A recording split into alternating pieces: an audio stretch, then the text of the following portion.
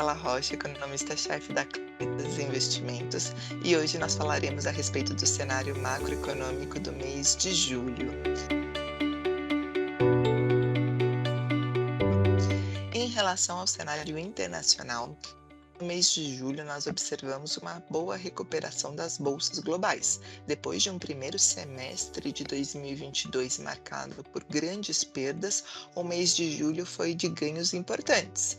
As bolsas na Europa subiram um pouco mais de 7%, o S&P teve uma valorização de mais de 9% e com isso o MSCI Global teve um ganho de cerca de 8% no mês de julho.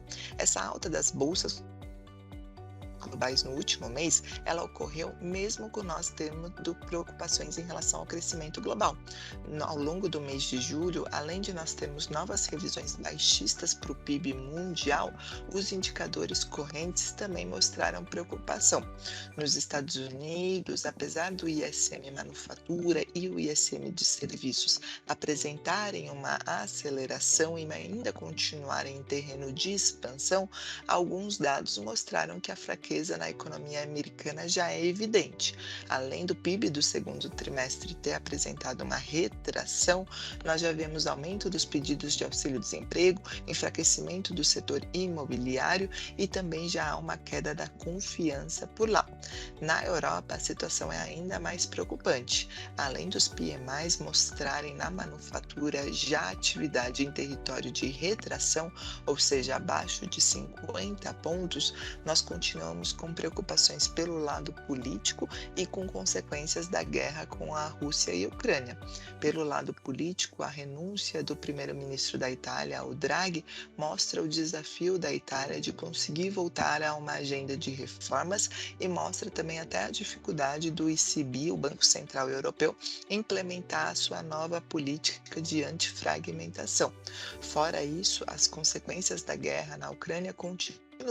Ao longo do mês de julho, uma nova manutenção temporária do gasoduto Nord Stream 1 levou a uma queda do fluxo de gás natural para a região e instantaneamente aumentou o debate a respeito de medidas de racionamento sendo necessárias nos países da Europa.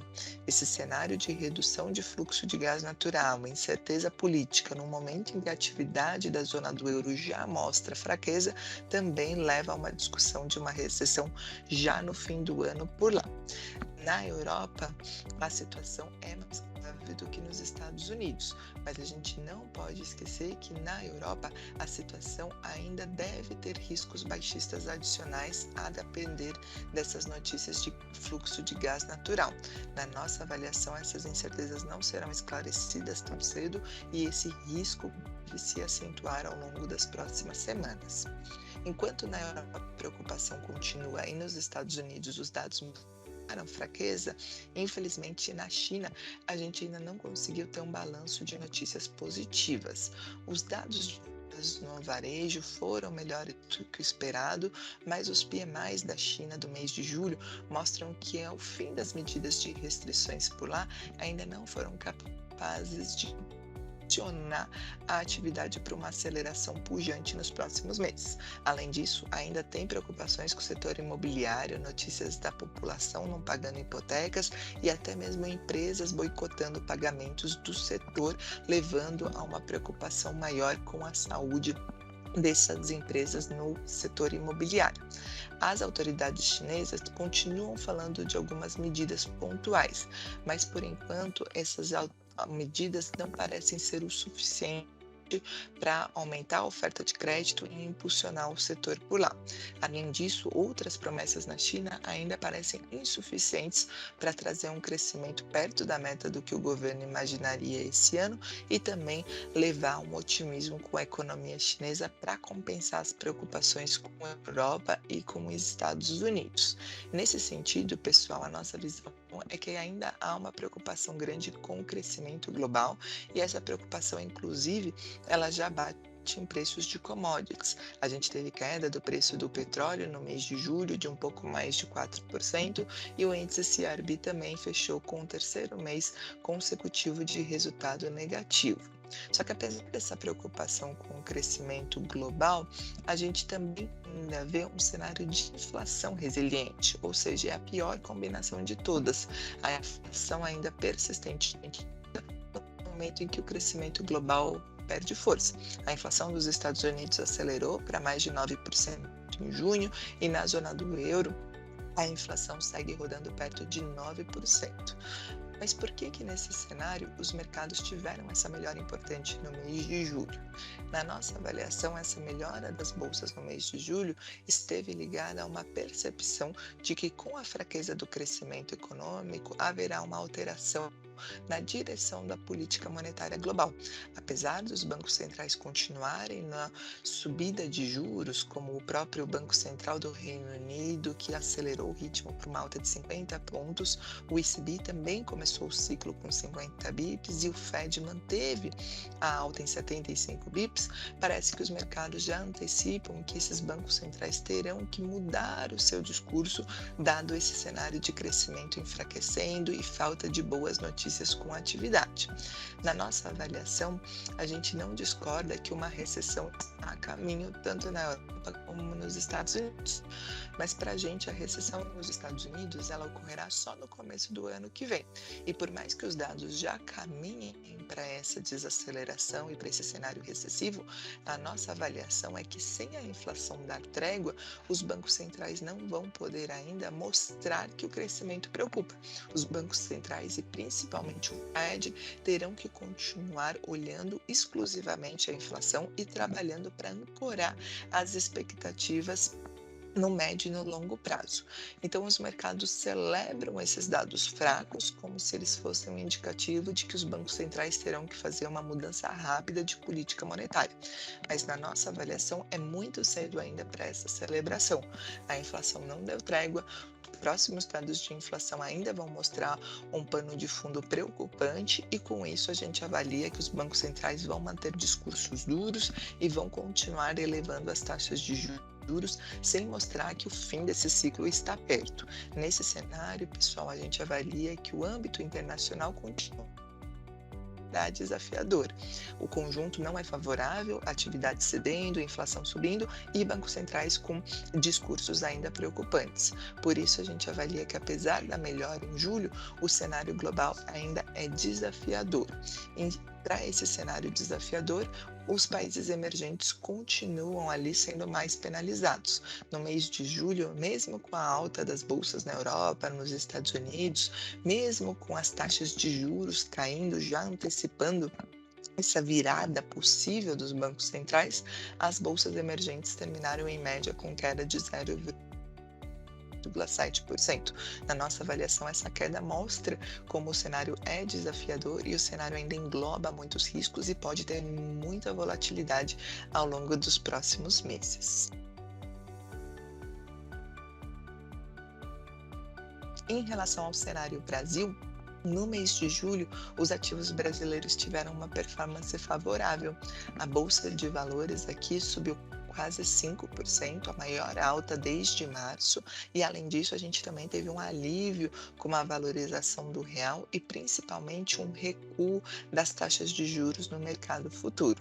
Na nossa avaliação, esse bom desempenho de Brasil em julho foi explicado por essa maior propensão ao risco no cenário global, mas também foi por conta da falta de novos sustos em relação à política fiscal, dados ainda bons de atividade aqui no Brasil e principalmente um alívio em relação à inflação e uma percepção de que finalmente o nosso ciclo de aumento de juros está perto do fim. Sobre a política fiscal, aquela PEC das bondades que foi enviada ao Congresso no mês de junho teve a sua tramitação finalizada ao longo do mês de julho. ela foi aprovada na Câmara dos Deputados e no Senado sem alterações. Com isso, o custo final daquela PEC das bondades ficou um pouco acima de 41 bilhões de reais só para esse ano de 2022. Só que mesmo o governo tendo esse aumento relevante das despesas esse ano, a gente tem um desempenho da arrecadação tão favorável que o governo revisou para melhor o desempenho das contas públicas esse ano. Mesmo com o aumento desses gastos, o governo agora projeta um déficit esse ano de um pouco menos de 60 bi, sendo que a projeção anterior era de um déficit superior a 65 bilhões.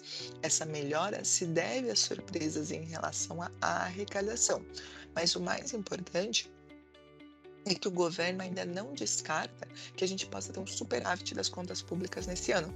Mesmo com essa PEC das bondades, a arrecadação tem sido boa e o governo vê espaço para um aumento da arrecadação não recorrente, principalmente de dividendos. O governo, inclusive, encaminhou um ofício às principais estatais, né, Petrobras, Banco do Brasil, Caixa e BNDES, para tentar aumentar essa receita com dividendos e ter um superávit esse ano. E as manifestações tanto da Caixa como da Petrobras vão na linha de que o pagamento de dividendos vai ser forte e vai ser antecipado, ajudando o governo a chegar nesse superávit esse ano. Claro que isso é uma boa notícia, mostra que as contas públicas novamente caminham para surpreender positivamente e mostrarem uma casa arrumada. O problema continuam sendo as expectativas, pessoal. Primeiro que nós não podemos esquecer dos danos causados pela essa PEC das bondades que foi aprovada. Além do aumento das despesas esse ano, isso demonstrou um enfraquecimento do teto dos gastos, uma má alocação dos recursos públicos, e isso mostra um risco enorme dessas despesas serem permanentes. A gente já falava desse risco, mas ao longo do mês de julho ficou claro que qualquer que seja o presidente o ano que vem, ele vai manter esse Auxílio Brasil em R$ 600. Nós tivemos falas do candidato do PT, o Lula, assim como do presidente atual, Bolsonaro, que caso for reeleito também vai manter os R$ 600. Isso já coloca mais pressão para as contas públicas no ano que vem e coloca um desafio para o teto dos gastos. Afinal, a extensão do auxílio nesse valor é inviável da forma que o teto está desenhado hoje. Só que além desses riscos todos, a gente continua com aquela interrogação a respeito do processo eleitoral. A gente chega cada vez mais perto do primeiro turno das eleições presidenciais, mas como é uma eleição polarizada, a gente vê pouca necessidade de tanto Lula como Bolsonaro mostrarem seus planos econômicos e trazerem esclarecimentos das suas propostas em relação ao fiscal. O embate entre os dois ainda está no campo muito mais do populismo, de promessas, nesse momento em que a inflação é alta e que a população sente a situação econômica piorando. Então, além da PEC das bondades colocar de desafio fiscal que vem, a incerteza sobre as eleições continua e, na nossa opinião, os desdobramentos sobre política fiscal ainda podem preocupar os mercados ao longo dos próximos meses. Só que como nós não tivemos sustos, isso não atrapalhou em julho. E o mais importante é que tiveram boas notícias de crescimento e de inflação.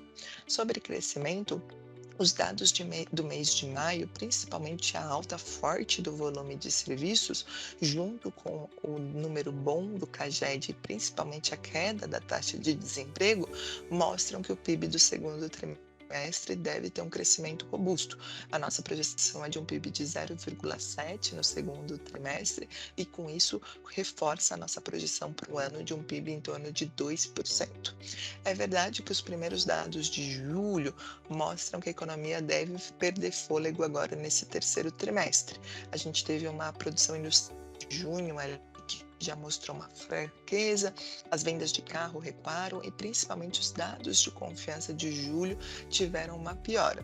Só que mesmo com essa perda de fôlego no terceiro trimestre, a gente acha que ainda o balanço de riscos para o PIB desse ano é favorável, porque nesse mesmo terceiro trimestre em que a economia começa a desacelerar, a gente tem a chegada desse estímulo fiscal, que é essa PEC das bondades que coloca mais de 40 bilhões diretamente na economia.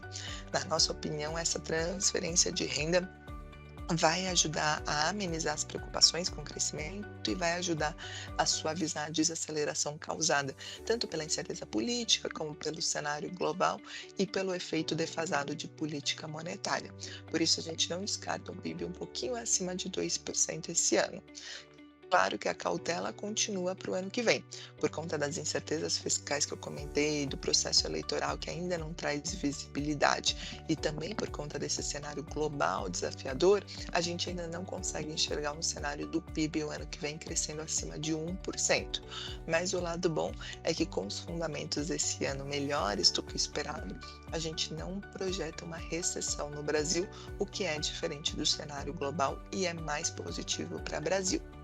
Por fim, pelo lado da inflação, aqueles efeitos do PLP 18 começam a aparecer nos dados de inflação. O IPCA 15 de julho subiu somente 0,13% e mostrou uma descompressão relevante em relação ao mês anterior. Claro que ali a gente teve uma baita ajuda desses preços de combustíveis e preços de energia, mas também houve um alívio que, apesar dos serviços e os núcleos continuarem altos, eles não trouxeram uma surpresa negativa, números acima do esperado, o que já foi também uma boa notícia, dados os últimos meses em que todos esses índices ficavam acima da projeção do mercado. Mas fora esse IPCA 15 de julho, o que mais traz alívio para a inflação são as expectativas para os próximos meses. Com um efeito ainda maior desse PLP 18 no final do mês de julho e com as quedas anunciadas pela Petrobras de combustíveis, principalmente gasolina, a gente projeta uma deflação importante no mês de julho e uma deflação também no mês de agosto. Com isso, fica cada vez mais claro que o pico da inflação no Brasil ficou para trás e que o IPCA caminha para uma descompressão relevante, chegando ali até um pouquinho abaixo de 7% no final desse ano. Claro que grande parte dessa melhora foi por conta da queda desses itens, por conta desse PLP 18 e por conta da redução feita pela Petrobras. Mas a gente não pode deixar de notar que existem outras boas notícias para a inflação. As commodities lá fora caem em reais, com o real valorizando, isso ajuda e deve chegar nos índices de preço nos próximos meses. Os bens duráveis parecem ter feito pico e também começam a mostrar descompressão. E quando nós temos os números correntes de inflação favoráveis e o balanço tornando-se um pouco mais equilibrado, isso ajuda a conter uma nova deterioração das expectativas na nossa avaliação. E aí, neste cenário, o Banco Central subiu de novo a taxa de juros na reunião de agosto, subiu em mais 0,5 ponto percentual para 13,75 ao ano. Só que essa decisão foi totalmente esperada e não surpreendeu consenso. Afinal, como as expectativas ainda estão acima da meta, era justificado o Banco Central dar um novo aumento dos juros, mas a dúvida ficava por conta da comunicação do Banco Central. Quais seriam os próximos passos de política monetária aqui no Brasil? E em linha com a nossa projeção, o Banco Central mostrou ali que esse aumento de agosto talvez tenha sido o último, finalmente, desse ciclo que começou no início do ano passado. O Banco Central ele inovou a colocar que o horizonte relevante dele agora é lá no início de 2024. O Banco Central tentando expurgar a leitura desses dados voláteis e desses dados que capturam essas questões tributárias, o Banco Central prefere olhar o número limpo lá de janeiro de 2024. E lá no começo de 2024, a projeção do Banco Central está mais próxima à meta, está em 3,5%. Ainda não é o objetivo dele, mas já estaria ao redor. E na nossa opinião, ao Banco Central alongar esse horizonte e entender que, olhando para 2024, a meta está ao redor, ele ganha tempo para observar os efeitos defasados de política monetária e conseguir parar essa taxa de juros. E aí, com isso, o Banco Central, pela primeira vez desde que começou a subir, lá em março do ano passado, ele não sinalizou um aumento imediato na próxima reunião. Pelo contrário, o Banco Central não se comprometeu e falou que A próxima reunião vai avaliar a necessidade de um ajuste residual. Na nossa opinião, essa comunicação, junto ao alongamento desse horizonte, mostram que o plano de voo do Banco Central não é subir mais os juros e que a barra para ele voltar a elevar a taxa de juros hoje é alta. As expectativas, mesmo que subam, ele já indicou que está olhando mais 2024, mesmo que tenha alguma piora fiscal nesse meio do caminho, o Banco Central precisaria ver isso traduzido numa piora do câmbio ou na piora das expectativas, e o Banco Central celebra ali essa queda de commodities, uma inflação corrente um pouquinho mais tranquila, e ele também olha um cenário internacional um pouco mais complicado que pode ajudar no combate aqui à inflação com as perspectivas de atividades mais favoráveis. Então, na nossa opinião, este foi o último aumento da taxa de juros e o ciclo de aperto foi encerrado. Na nossa avaliação, a taxa Selic deve ficar nesse patamar até o segundo trimestre que vem, quando o Banco Central, olhando com mais intensidade 2024, teria espaço para reduzir os juros. Esse é o nosso cenário macroeconômico do mês de julho. As nossas áreas macro e comercial estão à disposição para quaisquer dúvidas. Obrigada.